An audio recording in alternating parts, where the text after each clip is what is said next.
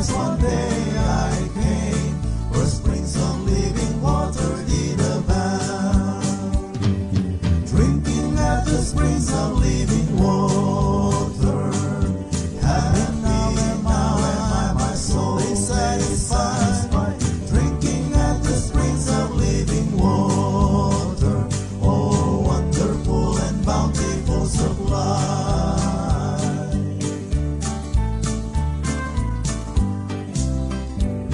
How sweet the living water from the hills of God. It makes me glad and happy all the way. Now glory, grace, and blessing mark the path I trod. I'm shouting hallelujah every day. Drinking at the springs of living water, and now my soul is satisfied. Drinking at the springs of living water, oh wonderful and bountiful supply.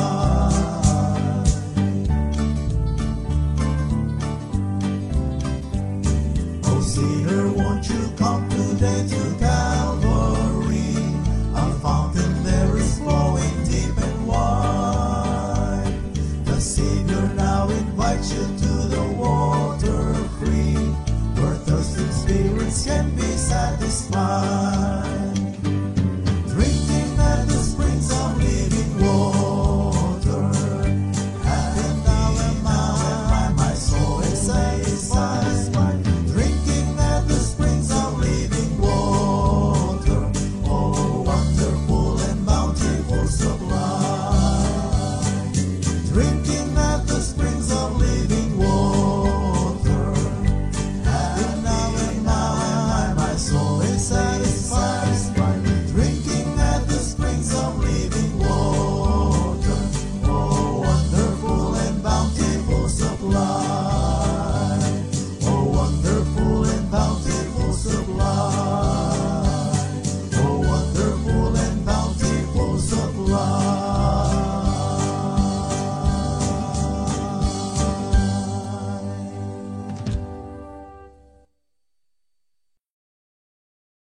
Ngayon po, ang topic natin, again, is about prayer. Ang title po natin, Be Better in Our Prayer. Be better in our prayer. Alam niyo po, mga kapatid, harapin natin ang totoo. Lalo na sa ganitong sitwasyon natin, sa maraming sitwasyon natin sa buhay, sa usaping Kristiyano, prayer is much needed. But sad to say, much neglected.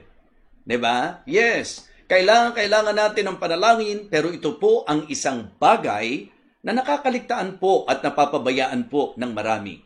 Sabi ko nga, ang prayer po privilege, pero dahil hindi ginagamit ng marami, wasted privilege. Pribileyong nasasayang, mga kapatid.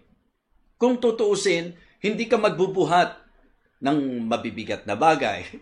Kung tutuusin, hindi mo kailangang bumiyahe ng malayo. Ang prayer po, kahit saang lugar po pwedeng magawa ng tao, pero yung discipline, hindi po nagagawa ng marami. No wonder kung bakit marami po ang nagwa-wonder. Di po ba? Marami po ang masasabi nating weak pa rin po ang prayer life. Kaya ngayong gabi, I hope and I pray na tayo po sa magiging pag-aaral natin, mga minamahal, ay muling pagpapalain po ng Panginoon. Ito po nawa ay maging isang mahalagang aral o turo sa buhay po natin na kung saan magamit po natin ng naaayon sa disenyo ng ating Panginoon. May I request everyone to please open your Bible in the book of 1 John. 1 John chapter 5 verses 14 and 15. Dalawang talata po ang nais kong basahin po natin dito po sa 1 John chapter 5. Again, verses 14 and 15. Ang sabi po, mga kapatid, and this is the confidence that we have in Him, that if we ask anything according to His will, He heareth us. Verse number 15. And if we know that He hear us, whatsoever we ask, we know that we have the petitions that we desired of Him. So again, our message for tonight, ang title po, Be Better in our prayer. Let us go to the Lord in prayer. Our gracious, loving Father, thank you so much once again for this another opportunity na mapag-aaralan po namin ang iyong salita, ang iyong mensahe, partikular ang aralin po patungkol sa panalangin. Dakilang Diyos, nawa abutin mo po kami. Ito po nawa ay maging isang paalala na hindi namin dapat mapabayaan ang napakahalagang gawain ito, ang napakahalagang bagay na ito sa buhay po namin bilang mga Kristiyano. I pray, O Father, that you will teach us tonight, and please, Lord, empower me and fill me with your Holy Spirit. Kailangan ko po ang iyong gabay, kailangan ko po ang iyong patuloy na kapangyarihan, dakilang Diyos, sa akin pong pagpapahayag ng iyong banal na salita. Muli po, Ama, hinihiling ko po na aliwin mo po ang bawat isa na nasa malungkot na kalagayan ngayon, may mga pinagdadaanan, marahil nasa pagsubok, at meron pong karamdaman. Panginoon, sa iyo ko po ipinagkakatiwala na ikaw po ang umabot sa kanilang lahat. Salamat po sa ilan, sa mga panalangin po namin na nasagot mo na, at salamat po sa mga alam naming panalangin sasagutin mo pa, Panginoon. Maging si Pastor Fidel, ang kanyang may bahay, ingatan mo rin po sila, naway walang anumang mabigat na epekto po ang kanilang naranasan ngayong araw na ito. Ikaw po ang humipo sa kanila, Panginoon. At salamat din po sapagkat maayos na po sila Pastor Kunanan, Panginoon. Bless our message tonight, Heavenly Father. In Christ's most precious name. Amen. Amen. Okay, so sa pagkakataong ito, naniniwala po ako na kahit ilang pagtalakay ang gawin po natin sa prayer, ito po ay advantage po, napakalaking advantage po sa atin bilang mga Kristiyano. Siguro po, yun ang pinakapundasyon po natin. It is good for every believer to realize that prayer is a privilege. Ito po ay pribilehiyo na ibinigay po ng Panginoon, particularly sa kanilang mga anak. Kaya sa mga kasama po naming marahil bago pa na nakikinig, maging maliwanag po nawa sa inyo na ang panalangin po ay pwedeng ginagawa ng lahat ng tao, pero biblically speaking, ito po'y dinisenyo sa mga anak ng Diyos. Ang katibayan, ang sabi mismo ng Panginoong Jesucristo, when you pray, say, Our Father. Meaning, ito po ay talagang nakadisenyo sa anak. Sapagkat ang sasabihin mo raw, Ama namin. Kung hindi mo ama ang Diyos, kung hindi ka anak ng Diyos, meaning, hindi para sa iyo ang pribilehiyo ng panalangin. E paano po ba magiging anak? So pamagitan po ng pagtanggap sa ating Panginoong Jesucristo na sinabi po ng John 1:12 na kung sino man, datapwat ang lahat ng sa kanya ay nagsitanggap, ay pinagkalooban niya sila ng karapatang maging mga anak ng Diyos. Kaya sa Roma 8 at talatang 14, ang sabi po, for as many as are led by the Spirit of God, they are the sons of God. Verse 15, for ye have not received the spirit of bondage again to fear, but ye have received the spirit of adoption, whereby we cry, Our Father. So, inuna ko lang po ito para maintindihan nyo po na sa bawat nakikinig ngayon, ang unang dapat isecure po natin sa usapin ng panalangin ay ang relasyon po natin sa Diyos na tayo po ay dapat mapabilang sa kanyang mga anak sapagkat ang panalangin po ay pribilehiyo ng kanyang mga anak. So mga kapatid, sa ating magiging mensahe ngayon, ang aking pong goal and objective ay ang maipaunawa po sa bawat Kristiyano na sa usapang buhay panalangin po natin, reminders po ito. Okay? Basahin muna po natin sa James chapter 4. At pagkumparahin po natin yung teksto po natin, 1 John chapter 5 verses 14 and 15. Ang sabi pong muli ng teksto natin, 1 John chapter 5 verse 14 and 15, and this is the confidence that we have in Him, that if we ask anything according to His will, He heareth us. And if we know that He hear us whatsoever we ask, we know that we have the petitions that we desired of Him. So ito po yung sinabi po ng teksto natin. Pansinin niyo po, ikumpara niyo po ito, James chapter 4. James chapter 4 verses 1 to 4. From whence comes wars and fightings among you? Come they not hence, even of your lust that war in your members? Verse number 2, ye lust and have not. Ye kill and desire to have, and cannot obtain. Ye fight and war, yet ye have not, because ye ask not. Verse number 3, ye ask and receive not, because ye ask amiss, that you may consume it upon your lust. Verse number 4, ye adulterers and adulteresses, know ye not that the friendship of the world is enmity with God? Whosoever therefore will be a friend of the world is the enemy of God. Now, mga kapatid, mga kaibigan, sa bawat nakikinig po ngayon, pansinin niyo po yung contrast ng dalawa. Sa ating pong teksto, ang pinag-uusapan ay kumpiyansa ng panalangin na pakikinggan ng Panginoon. Samantalang sa James chapter 4, ang banggit naman ay ang paghingi na hindi ipinibigay ng Panginoon. So ito po'y reality sa ating buhay panalangin. Mga panalangin sinasagot at mga panalangin hindi sinasagot. So ang dalawang passage na ito ay pwede po na maging gabay po natin, mga minamahal, sa ating pong buhay pananalangin. Sa verse number 14 po, and this is the confidence that we have in Him, that if we ask anything according to His will, He heareth us. Diba? Pakikinggan niya po tayo. Sa James chapter 4, verse number 3 in particular, humingi ka, ye ask and receive not. Why? Because ye ask amiss. So, ang malaking kaibahan ng panalangin sinasagot at panalangin hindi sinasagot, ang panalangin sinasagot ay ang panalangin ayon sa kalooban ng Diyos. At ang panalangin po na hindi sinasagot ay ang panalangin lihis o sablay sa kalooban ng Diyos. Ang sabi po, ye ask and receive not because ye ask amiss, that you may consume it upon your lust. So kaya let me give you some reminders concerning our prayers. Sa ating pong buhay bilang Kristiyano, sa usaping pananalangin, mga kapatid, ito po ang dapat. Number 1, we need to be godly in our prayer. Dapat po maging makadiyos po tayo sa ating pong pananalangin. Hindi po yung paghiling para sa lust. Hindi po yung paghiling para sa kalayawan na sinasabi po sa James chapter 4. So we need to be godly in our prayer.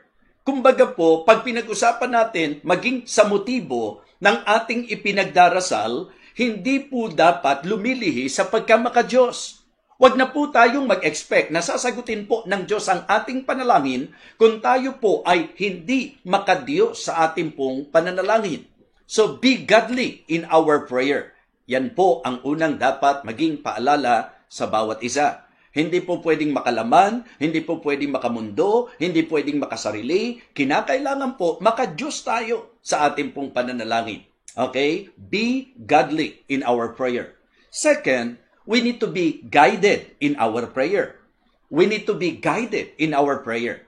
Hindi lamang po dapat makadiyos, kundi dapat magabayan tayo po sa ating pananalangin. Okay? So, madali pong malaman. Pagka ang prayer po, guided, mga minamahal, ito po'y hindi lilihis sa tinatawag nating kalooban ng Diyos. Kaya makatitiyak ka na ang panalangin sinasagot ng Diyos ay godly. Ang panalangin sinasagot ng Diyos ay yung guided prayer. Bakit po guided? Kasi may banal na spirito na siyang gumagabay upang tayo po'y makapanalangin ng nararapat, ng tamang pananalangin. So kaya importante po, mga kapatid, to make sure that what we are praying is in accordance doon po sa kalooban ng Panginoon. Ang sabi po, and this is the confidence that we have in Him, that if we ask anything according to His will, meaning, be guided. We need to be guided in our prayer. Hindi yung naisipan mo lang, ipapanalangin mo na. Kailangan po, ito po'y paggabay ng Banal na Espiritu. For better understanding, Romans chapter 8 po, please. Romans chapter 8. Ito po ang isa sa ginagawa po ng Banal na Espiritu sa buhay ng mga tunay na mananampalataya. Dahil nga po sa Banal na Espiritu, ito po ang nagpapatotoo na anak na tayo ng Diyos. Kaya ang sabi po, we can cry unto Him, Abba, Father. Yan po yung Romans 8:14 and 15. Di po ba? So mga kapatid, pag tinignan nyo po, ang sabi po ng verse number 26 ng Romans chapter 8. Romans chapter 8 and verse number 26. Likewise, the Spirit also helpeth our infirmities, for we know not that what we should pray for as we ought, but the Spirit itself maketh intercession for us with groanings which cannot be uttered. So, maliwanag po, mga minamahal, na ipinakita po sa atin Apostol Pablo sa talatang ito na tayo po bilang mga anak ng Diyos ay dapat nasa gabay ng Banal na Espiritu. And one thing na ginagawa po ng Banal na Espiritu is to guide us sa ating pong pananalangin. Di po ba? So, napakahalaga po. Ang Espiritu raw po ang nagtuturo sa atin. So, ang ating pong paalala, number 1, be godly in our prayer. Number 2, be guided in our prayer. And one of the goals nito pong ating mensahe, para po ma-encourage tayo, para po sa paglago sa buhay pananalangin, be growing, 'di ba? In our prayer. 'Di ba? Dapat ano po tayo, hindi lang po tayo makadiyos sa ating panalangin, magabayan sa ating panalangin, kundi magsilago sa ating pananalangin. Sana po as we continue on sa ating pong Christian life, medyo nai-improve po, nag-grow ang ating prayer life. Amen?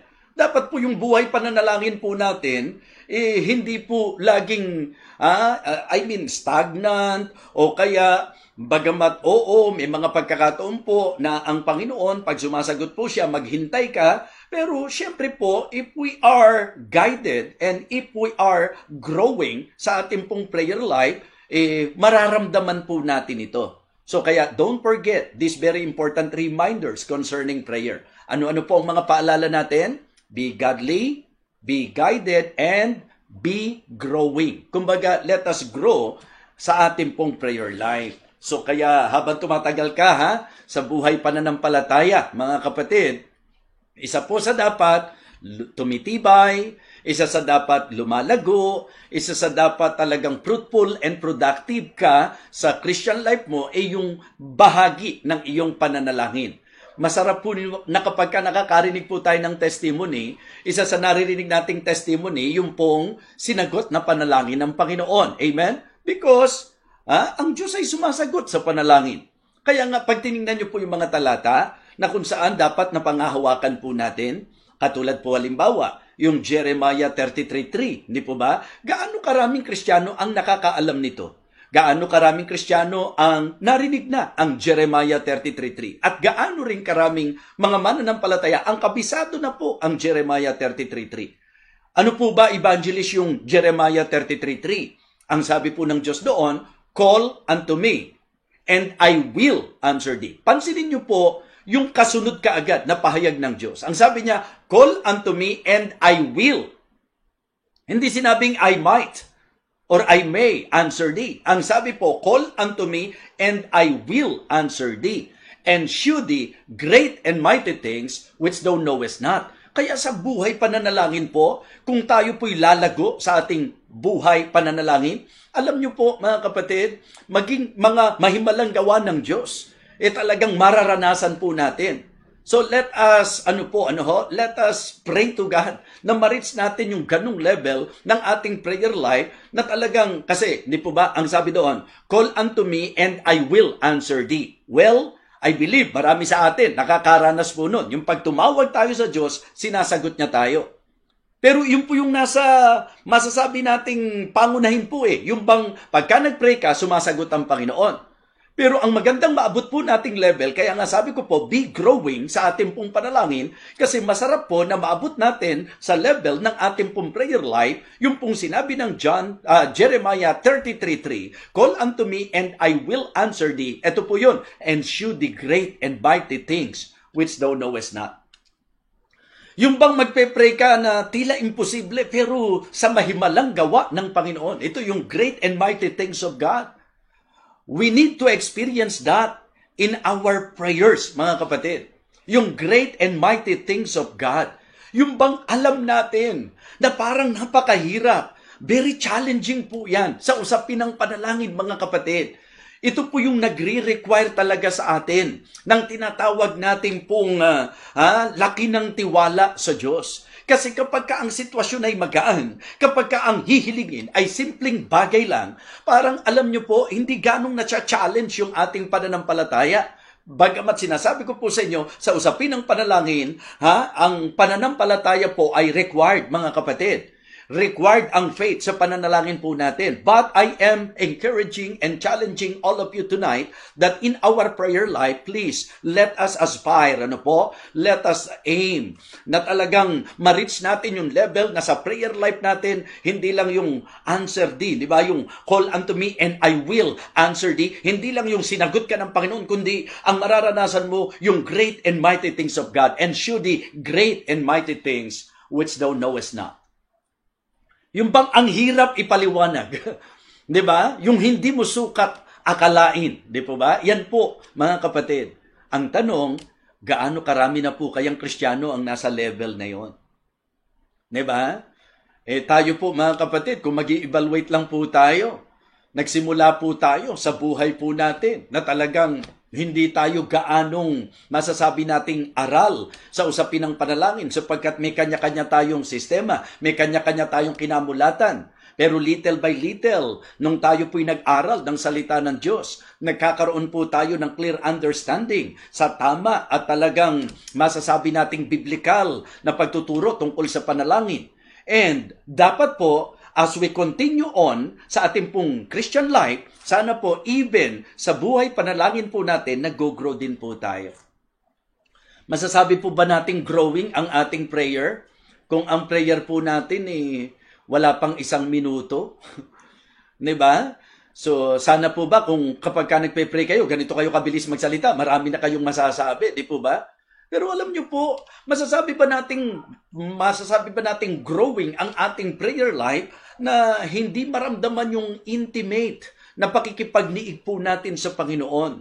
Mga kapatid, ito po ang isang gusto ko pong ipagministeryo sa inyo. So again, wag ko kayong makukulitan.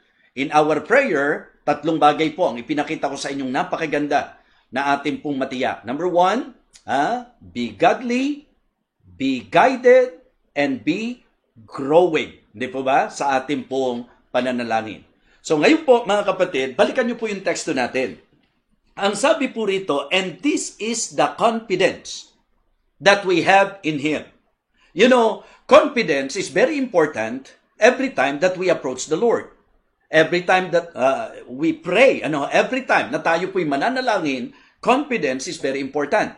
Why? Uunahin ko na po sa inyo, Pagka talaga yun ang pinag-usapan, wag na ho tayong humingi sa Diyos kung duda rin lang tayo sa Kanya. Wag na tayong umapproach sa Kanya kung nagdududa lang tayo sa Kanya. So, pakinggan nyo po mabuti, tatalakayin po nating isa-isa yan. Okay. Ito po ang ilang bagay na gusto ko pong ituro sa bawat isa sa atin sa usapin po ng maka-Diyos na panalangin, ng may gabay na panalangin, at magsisilagong panalangin. Okay? Growing prayer, mga kapatid. So, una po, sa usapang panalangin, mga kapatid, let us consult God first. Diba? Every time we pray, let us consult God first. Ano pong ibig kong sabihin nito?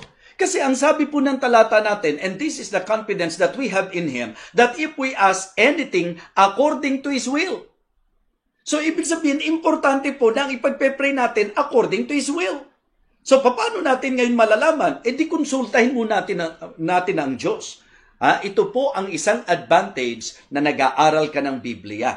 Ito ang isang advantage na nakikinig ka ng salita ng Diyos. Bakit? Kasi sa usapan po ng pagkonsulta sa Diyos patungkol sa ating ipinagpe-pray, yung kaalaman mo sa Biblia, malaki po ang tulong. Diba? Malaki po ang tulong.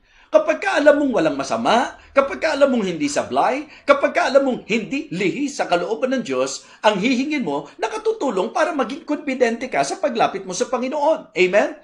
So, kailangan po natin kasi ng kumpiyansa Pero paano tayo magiging confident sa paglapit natin sa Panginoon kung tayo mismo sa sarili natin, hindi natin alam kung kalooban ba o hindi ba kalooban ng Diyos yung ating pong nais na hilingin po sa Kanya.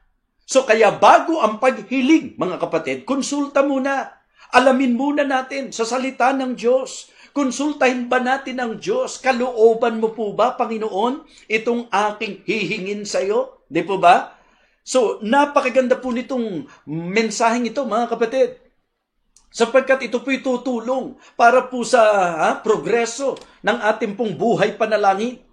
Di ba? Let us consult God first. Every time na tayo po'y hihingi sa Kanya. Huwag hingi ng hindi natin iniisip, pinag-aaralan o ikinukonsulta sa salita ng Diyos o sa Diyos mismo na yung Kanya pong, yung ating pong hihilingin ay kalooban niya.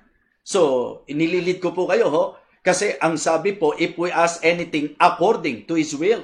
Kaya sana, ang prayer po natin, Lord, kung kalooban mo, di ba? Ganun po If it is your will, O God. So meaning, talagang kinakapa mo muna. Inaalam mo muna kung kalooban ng Panginoon. Para din po yung yung sinabi po ni King Solomon, ito naman, napaka-basic naman itong talatang ito, but I believe, basic, pero maganda pong nag-i-stick sa mind, nag-i-stick sa heart, at ini-apply sa buhay. Ano po ba yon? Hindi ba sa Proverbs 3, 5 and 6? Proverbs chapter 3, verses 5 and 6. Ang sabi po, trust in the Lord with all thine heart, and lean not unto thine own understanding. In all thy ways acknowledge Him, and He shall direct thy path. So let us apply this concept sa ating pong panalangin. Na sige, umarya tayo ng umarya, humingi tayo ng humingi sa Diyos, pero tiyakin natin bago tayo humingi sa Diyos, kinonsulta muna natin siya kung ito ba ay kanyang kalooban. Kaya sa Bible po, may mga example din po ng mga panalangin na hindi po sinagot. Di po ba? So napakaganda po. Pagpe-pray ka, itatanong mo muna sa Diyos. Halimbawa po, may tumatakbo sa isip mo. Meron kang mga gusto. Itatanong mo muna, ito bang gusto ko, maka-Diyos ba to? Ito bang gusto ko, gabay ba ng Diyos to? Ito bang gusto ko, makatutulong ba talaga sa akin tong buhay bilang Kristiyano? Baka naman itong hihilingin ko, lihis. Kaya yun po yung problema nung sinasabi po dito sa James chapter 4. Ang sabi po sa James chapter 4, tingnan nyo po, sa verse number 2, Ye lust, James 4:2, ye lust and have not, ye kill and desire to have, and cannot obtain. Ye fight and war, yet ye have not, because ye ask not. Ye ask and receive not, because ye ask amiss, that ye may consume it upon your lust. So kaya ikaw ang nakakaalam nito Dapat na-identify natin, ano po ba yung need? At ano po ba yung greed? Di po ba? Ano po ba yung talagang pangangailangan? Kasi ang Diyos po committed na pagka ikaw anak niya at sinunod mo yung kanyang kalooban, ibibigay naman ng Diyos kung ano po ang iyong pangangailangan. Pero hindi committed ang Diyos na lahat ng gusto mo, ibibigay niya. Sapagkat madalas po, may mga gusto tayo na hindi niya kalooban. May mga gusto tayo na hindi makakabuti. So kaya nga, sabi ko, sa prayer po, mga kapatid, sa aking pong panalangin, ito lagi nakasaksak sa isip ko. Mas alam ng Diyos, kaysa sa pagkakaalam ko kung ano talaga ang pangangailangan ko. Nasundan niyo pong mabuti? Siya bilang Diyos, sa katotohanan, mas alam ng Diyos kaysa sa pagkakaalam ko kung ano ang mga pangangailangan ko. Kaya kapag kami hinihingi ako na hindi binigay ng Diyos, iniaalis ko po sa aking pong konsiderasyon yung idea po na may problema sa Diyos. Kundi ang nasa isip ko po, alam ng Diyos na hindi makabubuti kaya hindi niya ibinibigay. Kasi sa ganung klase ng kaisipan, hindi ka magiging negative. Hindi ka magiging bitter sa Diyos kapag hindi mo nakuha yung hinihingi mo. Kasi ang iyong kaisipan, alam ng Diyos kung kailangan ko talaga to maliwanag naman ang sinabi ng Biblia na hindi naman para ipagkait ng Diyos kung ano po ang ating kailangan. Dahil ang sabi nga niya, kung yung mga ama sa lupa, liko, talagang ibinibigay kung ano yung pangangailangan ng kanilang anak, ako pa kayang ama nyo na nasa langit. So sa madaling sabi po, doon po sa linya na yan, doon po sa statement na yan, pinapakita lang po na kung hindi ibibigay ng Diyos ang hinihingi mo, ito po'y dahil alam ng Diyos na hindi talaga yan ang kailangan mo. So anong ating pong dapat matutunan? That before we ask anything from God, make sure na nakonsulta natin siya. Ibig sabihin, ito nga yung advantage na ikaw ay may alam sa Biblia, yung hinihingi ko, mukhang may, halimbawa, sabi natin, Panginoon, bigyan mo naman ako ng trabaho. Diba? Lord, kahit po may linggo, okay lang po sa akin, basta bigyan mo lang po ako ng trabaho. Okay, itanong mo ngayon sa sarili mo. Yung bang hinihingi mo, na trabaho na kahit linggo, diba? Yan po ba'y walang nilalabag sa utos ng Panginoon? Hindi ba ang sabi po ng Panginoon, yung unang araw, sa Kanya po yan. At ang sabi po ng banal na kasulatan, huwag pabayaan ng pagtitipon. Ngayon, ang hinihingi mo sa kanya, yung kahit na magliban ka sa pagtitipon, yung kahit mapabayaan mo yung service, hindi bibigay ng Diyos yan. Matakot ka pa nga kapag kalihis yung hinihingi mo, tapos dumating. Halimbawa po, we are praying, di ba, to God. Doon sa bagay na lihis sa kalooban niya, kontrang-kontra sa kalooban niya. Pag yan po ay nakarating sa iyo, titiyakin ko po sa iyo, hindi po yung Father in Heaven ang nagbigay niyan. Ang nagbigay niyan, yung pong nasa Matthew chapter 4 verse number 4, na kung saan po, o kaya doon po sa Matthew chapter 4 record na yan, yung temptation po kay Jesus Christ, yung po yung diablo na willing siyang ibigay ang lahat ng gusto mo, basta sambahin mo lang siya, magpatira pa ka sa kanya. Kaya pagka tinignan niyo po mga kapatid, ang diablo, willing siyang ibigay ang lahat ng gusto mo, basta gagawin mo kalooban niya. Diba? Sa Diyos, ganun din po eh. Pipili ka ngayon. Sino pakikinggan mo sa kanila? So be guided always mga kapatid. Let us consult God first. Amen? Pagka magpe-pray po tayo. Para natutulungan ka na. Hindi na yung nadidisappoint ka pa. Kasi pag ikaw pa lang nag-isip, ito bang pinagpe-pray ko? Talaga kayang dapat ba to? Kalooban ba ng Diyos to? Wala bang nilabag sa Bible to? Hindi pa makasisira sa spiritual life ko po to? Hindi pa makakasira ng patotoo ko to? Yung po mga ganon. Malaking help po yan. Para ikaw ngayon, may idea ka na. Mukhang hindi na lang. Mukhang malabo itong hihingin ko sa Diyos na to. So kaya dapat po, mga minamahal, konsultahin muna natin ang Diyos. Amen? So let us consult God first. Number 2.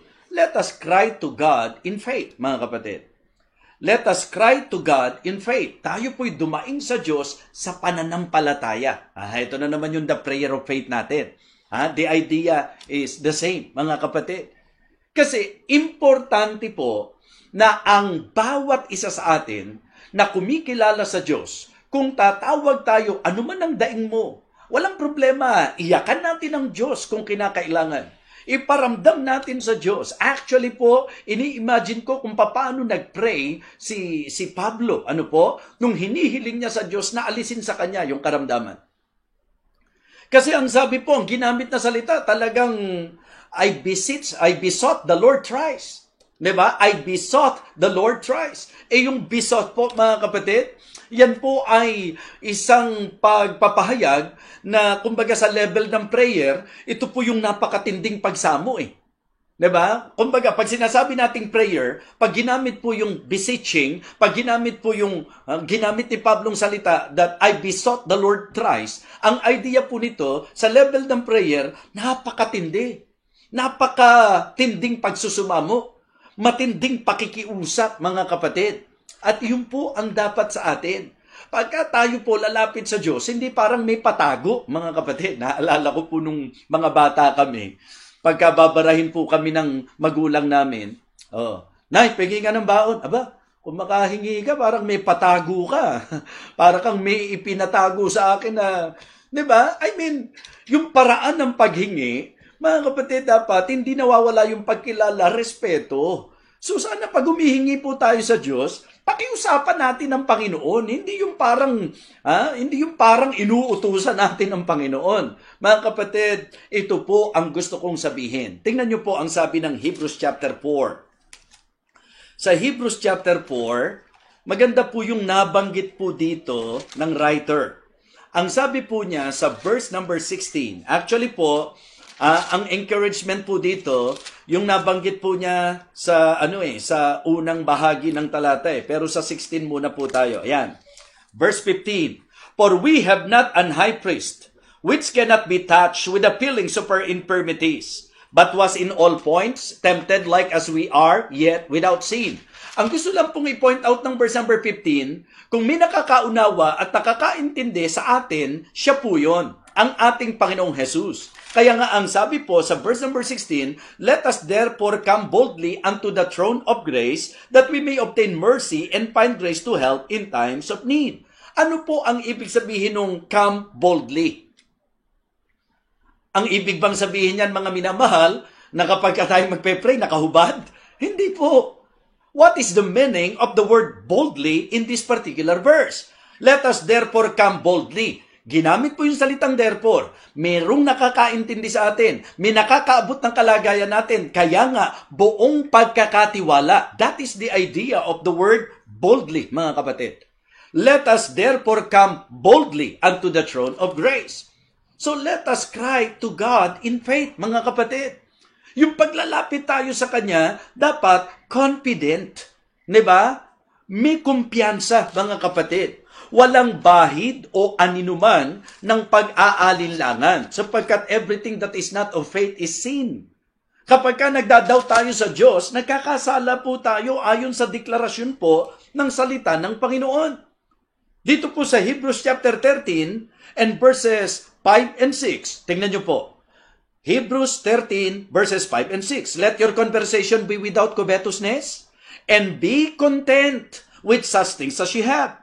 For he hath said, I will never leave thee, nor forsake thee. Tingnan niyo po, yung palang pong pahayag na yan, nang sinasabi raw po ng Diyos sa atin, hindi ko kayo pagkukulangin sa anumang paraan, hindi ko kayo iiwan o pababayaan.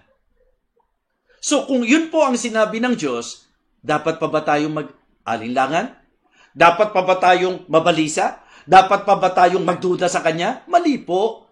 Ang sabi po ng verse number 5, let your conversation be without covetousness and be content with such things as ye have, for he had said, I will never leave thee nor forsake thee. And because of that, verse number 6, so that we may boldly say, diba?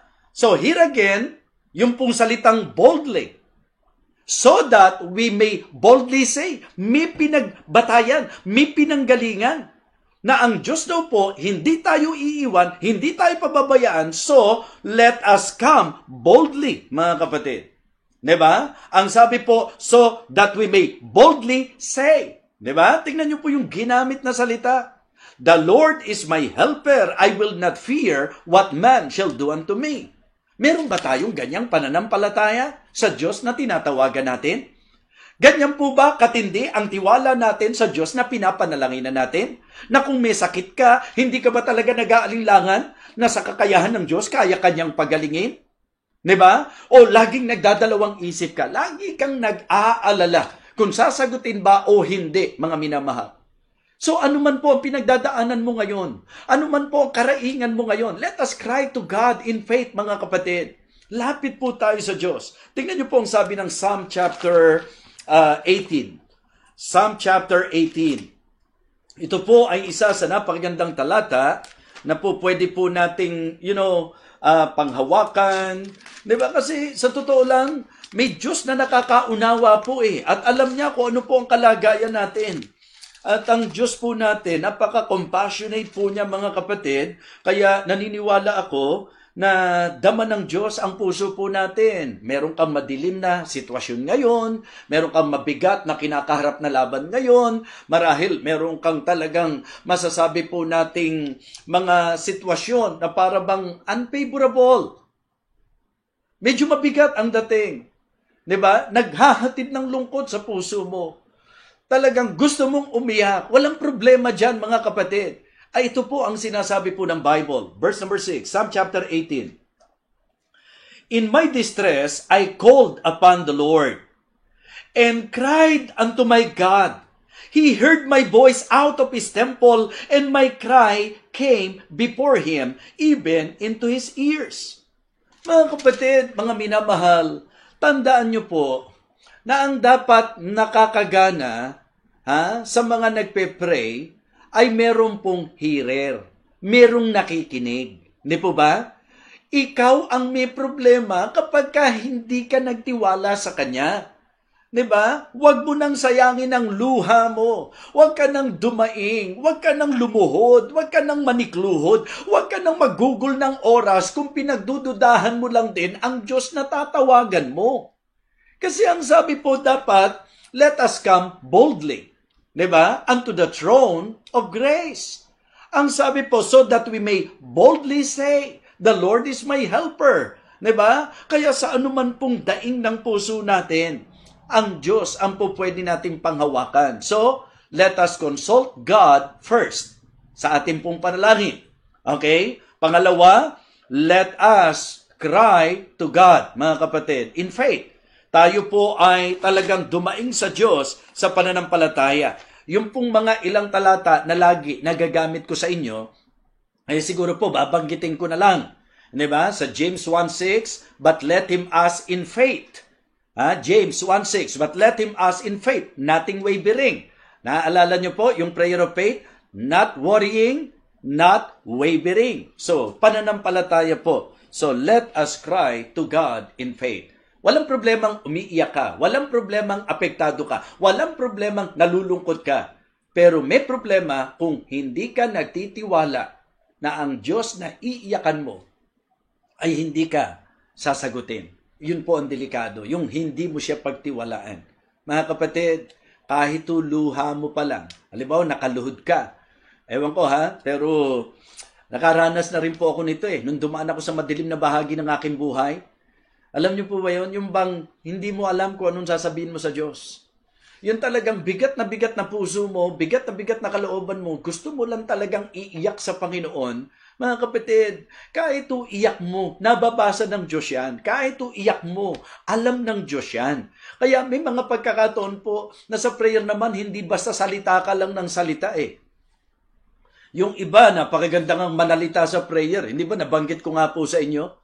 Meron kapag ka nag-pray, halos lahat yata ng katangian ng Diyos sinasabi. O kataas-taasang Diyos, Ama namin, na pinakamakapangyarihan sa lahat, na gumawa ng langit at lupa, na siyang gumawa ng lahat ng sangnilikha, Diyos na makapangyarihan, na hindi matatawaran ang kanyang kakayahan, Diyos na walang imposible sa kanya, Diyos na walang mahirap sa kanya. Panginoon, gusto ko pong hilingin sa iyo na sana po bukas may kakainin po kami. And then pagkatapos po nun talaga kayang may kakainin kami bukas?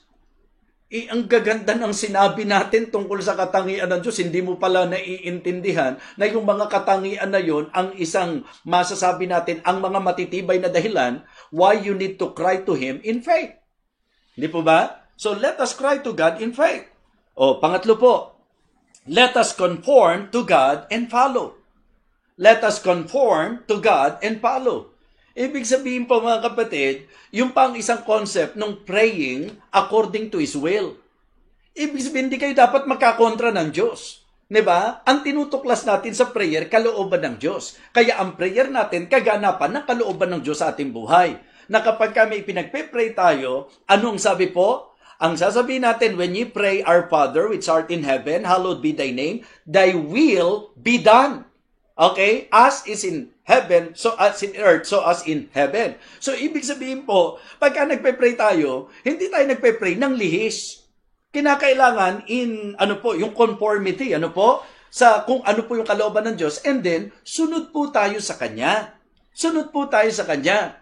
Baka mamaya pray ka ng pray, Panginoon, ibigay mo po yung lahat ng pangangailangan namin dahil ang sabi mo po, yung ibibigay ang lahat ng aming pangangailangan and all these things shall be added unto you. Itiyakin mo na kapag ka nagpe-pray ka ng ganon, hindi ka lumalabag sa kung ano po yung sinabi ng Diyos at salita ng Diyos. Diba? So ito po mga kapatid, ang nagiging kakulangan ng iba. Na may mga talata na alam tayo pero hindi natin nakukuha yung kompletong konsepto. Like for example, Matthew 6:33. Kabisado natin na but seek ye first the kingdom of God and His righteousness and all these things shall be added unto you. Pero parang nakastuck tayo doon sa and all these things shall be added unto you. Hindi ba? Sabi nga ng Panginoon, idaragdag niya lahat ng pangangailangan natin. Ang tanong, yun lang po ba sinabi niya? Hindi ba ang kalubusan ng kanyang salita, ang sabi, datapwat unahin mo muna. So kaya kapag ka magpe-pray ka, kung gusto mong maganap ang kalooban ng Diyos sa iyo, dapat conform doon po sa kalooban ng Diyos and then sundin po natin. Ito po ang magandang concept nung Psalm 37:4. Tingnan niyo po, Psalm 37:4. And from dito po sa talatang ito, I would like to emphasize to you na katulad nung binabanggit ko po, huwag kayong basta gagamit ng talata na kung saan po mga kapatid, hindi natin kuha yung pong klaro na diwa po nito. Psalm 37, verse number 4. Nako, alam na alam po ito ng napakaraming Kristiyano. Ano po ang sabi ng verse number 4? Delight thyself also in the Lord, and He shall give thee the desires of thine heart. Sa usapang panalangin, ito po yun eh. Yung ang gusto natin, ibigay ng Diyos yung nasain ng ating puso. Di po ba? And here is the Word of God. Na ang sabi po ng salita ng Panginoon, yes, He shall give thee the desires of thine heart. Pero saan nakatuntong? Delight thyself also in the Lord. Diba? Magpakaligaya ka sa Panginoon. Ibig sabihin, you should enjoy doing the will of God in your life. Diba? You should enjoy obeying God in your life. Yun yung idea nung delight thyself also in the Lord. Masasabi mo po ba na nagdi-delight ka sa Panginoon, na nagbabiolate ka sa kanyang kalooban, na hindi mo sinusunod ang kanyang kautusan? So, ang idea po nung delight thyself also in the Lord, yung pong conformity, mga kapatid. Kailangan po nahandoon tayo. Kumbaga, mga kapatid, nakatono po tayo, nagbe-blend po tayo ng Panginoon. Hindi po sumasalungat tayo doon sa kanyang kalooban. Kaya ito pong Psalm 37:4, panahon na para gamitin po natin ang tama, na ang sabi po, delight thyself also in the Lord, at saka nyo palang po i-claim, and He shall give thee the desires of thine heart. Hindi po yung pag kumuha tayo ng talata, hindi ba sabi nga ng Panginoon, ibibigay niya lahat ng pangangailangan natin? Hindi ba sabi nga ng Panginoon sa Psalm 37:4, ibibigay niya ang desire ng ating puso? Kulang yun eh. At yun ang problema ng maraming Kristiyano. Yung pong gumagamit tayo ng talata na kulang, doon po sa masasabi po nating kumpletong salitang ito o salita ng Diyos. Diba? Delight thyself also in the Lord. Ano po ang ibig sabihin ng delight thyself also in the Lord? Ang ibig sabihin nun, mga kapatid, yung puntos natin. Let us conform to God and follow. Ibig sabihin po, dapat maging kaayon po tayo ng Diyos at sumunod po tayo. Alam niyo po yan, ang pinag-uusapan sa prayer, relasyong anak at ama. Okay? Sa general concept, anak at magulang. Ano po ang aasahan nyo na gagawin ng magulang sa anak na laging sumusunod? Sa anak na masunurin? Sa anak na hindi palasagot? Sa anak na hindi palasuway? Sa anak na hindi lapastangan? Sa anak na nakaayon sa kanyang kagustuhan at kalooban? Ano ang gagawin ng magulang? O, di po ba? Very practical po ito eh. So kapag ka ang Diyos nalulugod sa kanyang mga anak, anong gagawin ng Diyos? Being our Father, He will surely give the desires of our heart. Diba? Kahit yung desire natin. Kanina sinasabi ko po sa inyo, ang Diyos natin sa usapang panalangin, ibibigay niya kailangan natin. But listen, kung tayo po ay magiging magagalak sa Panginoon, magpapakasaya sa Panginoon, dito po sa Psalm 37:4, hindi lang needs ang pinag-usapan. He shall give thee the desires of thine heart. Pati yung heart's desire mo. Why? Kasi yung level na yon na nagdi-delight ka sa Panginoon, walang i-desire ang puso mo na against His will. Kaya ngayon teksto natin, wag niyong kakalimutan na ang kumpiyansa natin nakatuntong that if we ask anything according to His will, He heareth us. So kaya tatlo na po ito, mga kapatid. Una, let us consult God first. Sa usapan ng panalangin, konsultahin mo muna ang Diyos. Pangalawa po, mga kapatid, let us cry to God in faith, mga kapatid. Diba? Let us call on God. Diba? Let us come to God. Let us cry to God in faith.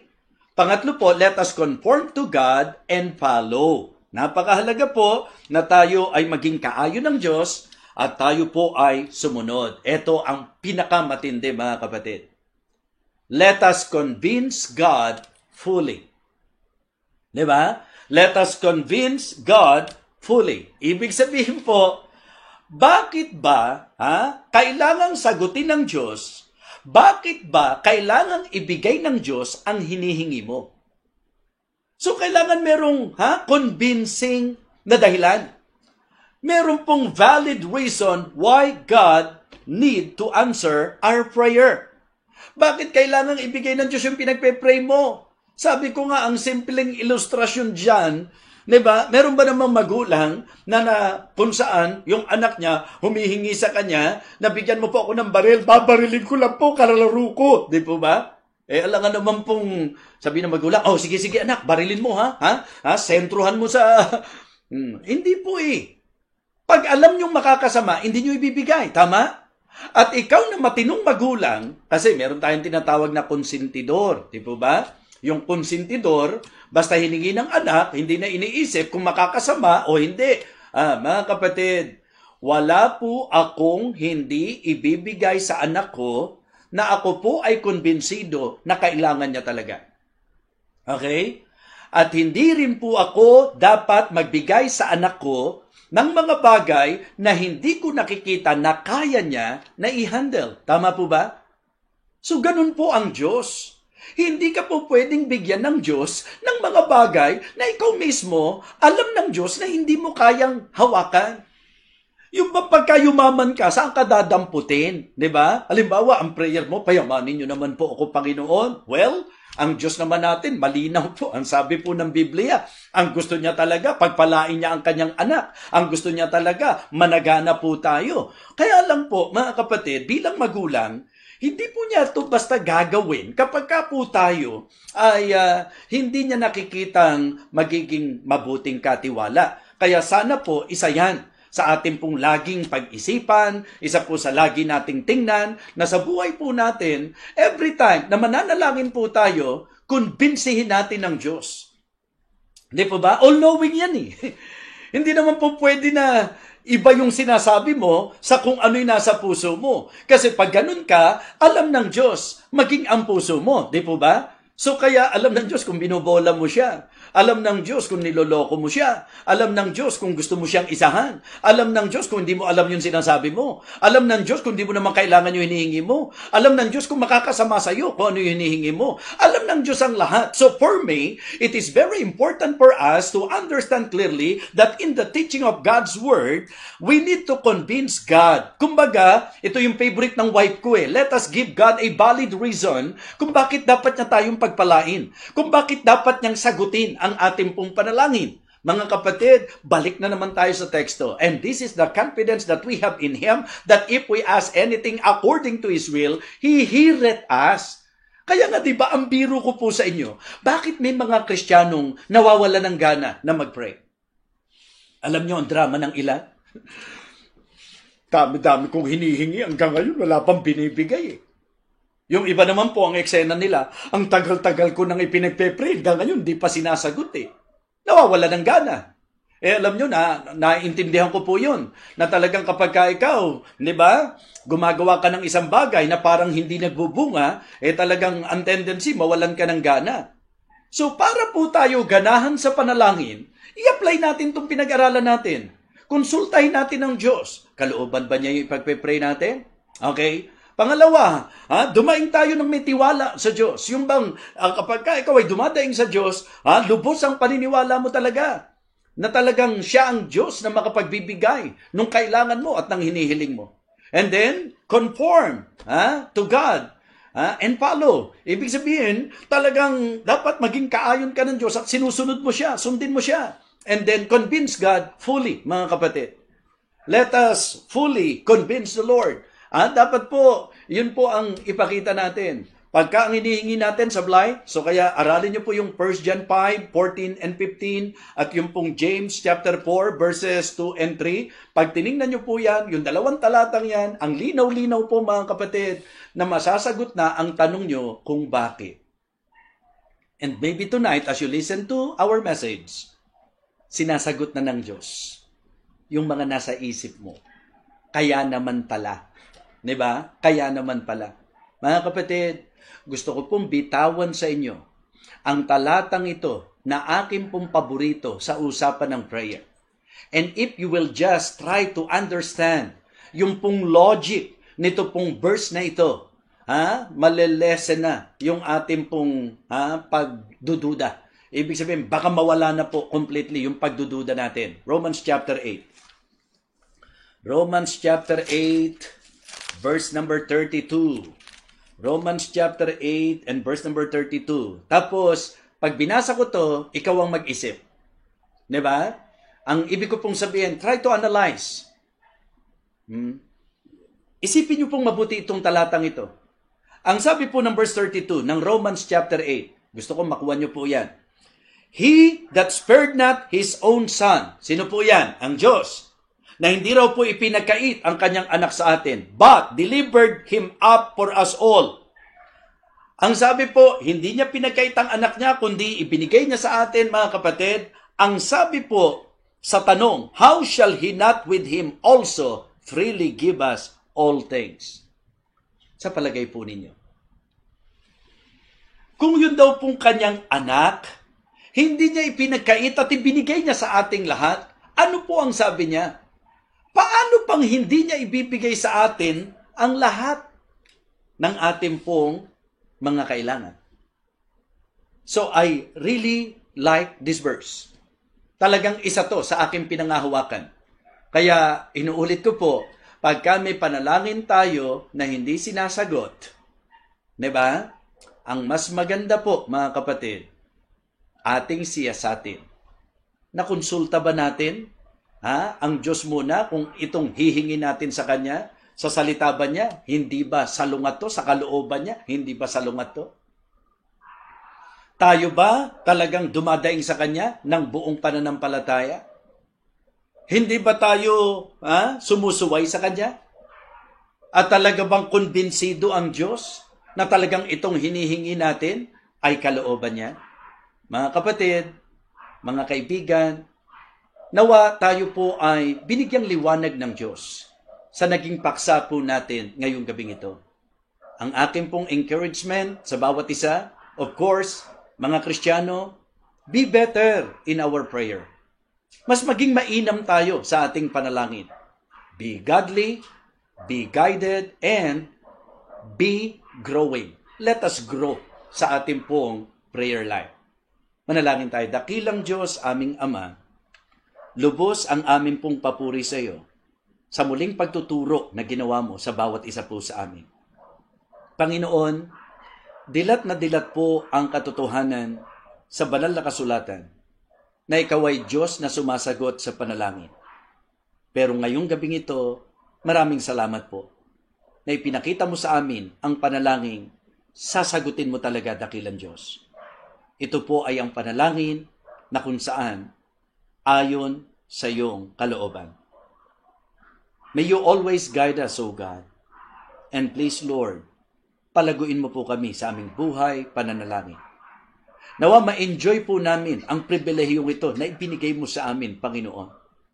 Nawa hindi na po ito maging neglected na bagay sa buhay po namin, kundi amin pong ma-enjoy na kung saan ikaw o dakilang Diyos ay napaparangalan at ikaw ay naluluwalhati. Thank you so much.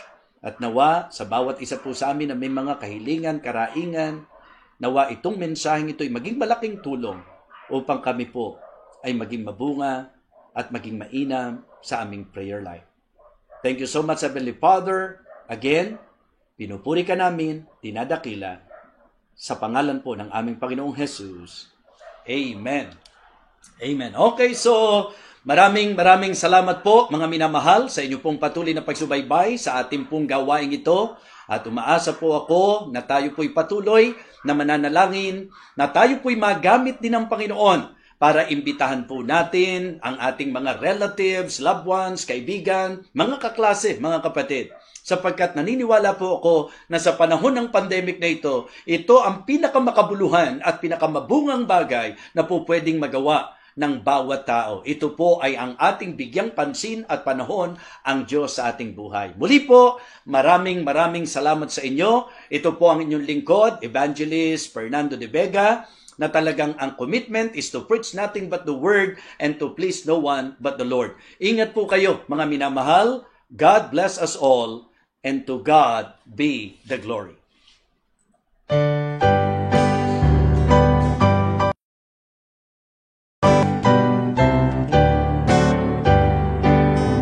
I heard an old story, how a Savior came from glory, how He gave His life on Calvary to save a wretch like me.